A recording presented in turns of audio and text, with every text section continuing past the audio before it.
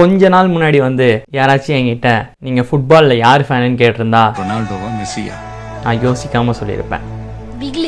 ஆனால் அண்ணன் அரசியலுக்கு போயிட்டார். அதனால் புதுசாக நான் ஒரு ஃபுட்பால் ஃபேனாக மாறணும் அப்படின்னு சொல்லி கடைசி 4 மேட்ச் பார்த்தேன். அதில் தான் எனக்கு நிறைய விஷயம் தெரிஞ்சது. நான் ஒருத்தனோட ஃபேனாகவும் மாறினேன். அந்த விஷயம் என்னன்னா, முதல்ல ரொனால்டோ, கிறிஸ்டியானோ ரொனால்டோ, அவரை பார்க்கறதுக்கு அப்படியே பிரைமில் ஆர்சிபியை பார்த்த மாதிரி இருக்கு. கோலியோட கேப்டன்சியில் எப்படி ஆர்சிபி இருந்துச்சோ அதே மாதிரி அந்த பக்கம் மனுஷன் ரொனால்டோ உசுர கொடுத்து ஆடுறாரு. டீம்மேட் எவனுமே கண்டுக்கல, அவனுங்க ஒரு பாட்டுக்கு ஆடுறானுங்க, எந்த கோலுமே இவருக்கு கொடுக்கல. இந்த மனுஷன் மட்டுமே கஷ்டப்பட்டு போராடி முதுகுல குத்து வாங்கி கடைசியில் அவரோட கடைசி வேர்ல்டு கப்பையும் தோத்துட்டு வெளியே போற சோகமான மூமெண்ட்டை பார்த்தேன். ரெண்டாவது மெஸ்ஸி. அந்த ட்ரெஸ் கலர் ப்ளூவா இருக்கும் போதே எனக்கு சந்தேகம் வந்துச்சு, அவனுங்க மும்பை இந்தியன்ஸ் மாதிரி தானே, இவனுங்க எப்படி அம்பையர் வச்சு ஆடிட்டு இருந்தானுங்க அந்த மாதிரி அவனுங்க ரெஃப்ரியை வச்சு ஆடுறானுங்க. ஆனா ஊனா ஃபவுல் பண்ணி விட்டு ரெஃப்ரியை உள்ள கூட்டின்னு வந்துடுறானுங்க.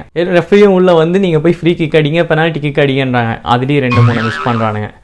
எப்படியோ ஒரு ஈஸியான குரூப்பாக போட்டு மெஸ்ஸியை மேலே கூட்டின்னு வந்திருக்கானுங்க. அதுக்கப்புறம் நெய்மரையே ஒருத்தன் அடிச்சிட்டான், அவனை பற்றி சொல்கிறேன். அடுத்து எம்பாப்பே, அவனும் நல்ல பிளேயர் தான் சொல்கிறாங்க, ஆனால் எனக்கு அவ்வளோ இம்ப்ரெஸ் ஆகலை. அதுக்கப்புறம் ஸ்பெயின், நம்ம அண்ணன் கொடி வச்சிருக்க அந்த கண்ட்ரியிலேருந்து ஒருத்தன் லெமினி அமால்னு, லக்ஷ்மி அம்மான்னு சொன்னால் உங்களுக்கு தெரியும். அவன் நம்மளோட சூரியவன்ஷி மாதிரி இந்த சின்ன வயசுலேயே பெரிய அச்சீவ்மெண்ட் பண்ணியிருக்கான். அவனும் ஒரு நல்ல பிளேயர் தான். ஆனால் இவங்க எல்லாரையும் விட ஒருத்தன் என்னை ரொம்ப இம்ப்ரெஸ் பண்ணான், நம்ம நார்வேக்காரன். இந்த பக்கம் பார்த்தா டார்கெரியன் மாதிரி இருப்பான், அந்த பக்கம் பார்த்தா ஈவில் பூ மாதிரி இருப்பான், சென்ட்ருக்காக பார்த்தா ஒரு பக்காவான வைக்கிங்.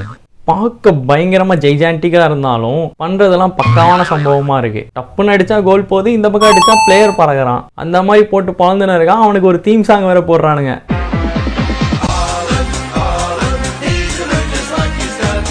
அவனுக்கு ஃபேன் ஆயிட்டேன். இப்போதைக்கு அண்ணனும் இந்தியாவும் ஃபிஃபாவில் இல்லாத ஒரே காரணத்தால் நான் நார்வேக்கு சப்போர்ட் பண்ணுறேன். நீங்களும் இந்த 2026 தான் ஃபிஃபா பார்க்குறீங்க, ஃபஸ்ட் டைம் ஃபுட்பால் பார்க்குறீங்கன்னா எந்த கண்ட்ரிக்கு இல்லை எந்த பிளேயருக்கு சப்போர்ட் பண்ணுறீங்க அப்படிங்கிறத கமெண்ட்ஸில் சொல்லுங்கள். உங்களுக்கும் ஹாலண்ட் பிடிச்சிருக்கான்னு பார்ப்போம்.